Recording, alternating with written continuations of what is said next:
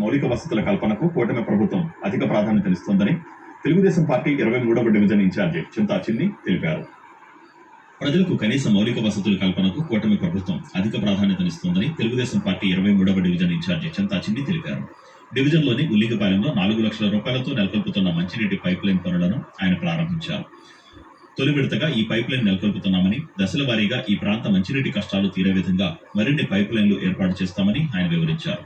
దీర్ఘకాలంగా ఈ ప్రాంత వాసులు పడుతున్న తాగునీటి సమస్య పరిష్కరించిన మంత్రి కొల్లు రవీంద్రకు డివిజన్ ప్రజల తరపున చింతా చిన్ని కృతజ్ఞతలు తెలిపారు. 23వ డివిజన్లో పైప్ లైన్ మా కళ ఏరియా ప్రజలందరికీ. మంచినీటి పైప్ లైన్ 4 అంగుళాల పైప్ లైన్ దరిదాపుగా 250 మీటర్లు వేసాం. ఇక్కడ 1500 మీటర్లు ఉంది రిక్వైర్మెంటు. ఫస్ట్గా ఇక్కడ చాలా అవసరం, ఎందుకంటే మొన్న ఒక సంవత్సరం కిందటి కాడ ఒక 5 సంవత్సరాల బాబు ట్యాంకర్ కింద చనిపోయాడు. వెంటనే నేను మంత్రి గారితో మాట్లాడి, మంత్రి గారు అలాగే కమిషనర్ గారితో అక్కడ సార్ ఇది పరిస్థితి అని చెప్తే వెంటనే మనకి 250 మీటర్లు ఇచ్చారు.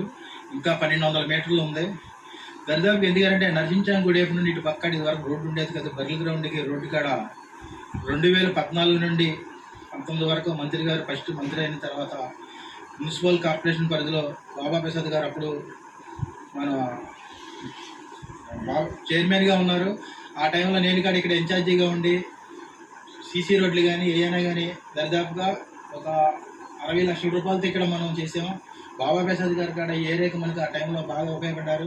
ఎందుకంటే ఏ పని చెప్పగానే అమ్మాయి ఇది కావాలంటే చేసి పెట్టేవారు. అలాగే మంత్రి గారికి కాడ 23వ వార్డు అంటేనే పెద్దలందరికీ నా నమస్కారం. మేము చింతా చిన్ని భార్యని 23వ డివిజన్. మా డివిజన్లో 2014-19 మధ్యకాలంలో ఈ పైప్ లైన్ అనేది శాంక్షన్ అయింది. కానీ ఆ శాంక్షన్ అయినటువంటి పైప్ లైన్ని ఈ ఏరియాలో వేయనీయకుండా ఆపడం చేత అప్పుడు ఆగిపోయింది.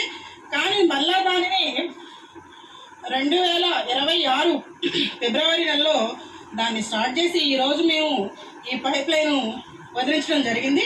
మొత్తం గాను 250 మీటర్లు, దీనికి గాను 4 లక్షలు చేయించి ఈరోజు ఘనంగా ఏర్పాటు చేయించాము. ఈ ట్యాప్ కూడా వేయించాం. నమస్కారం. పైప్ లైన్ కొత్తగా చేసి చింతా చిన్ని గారి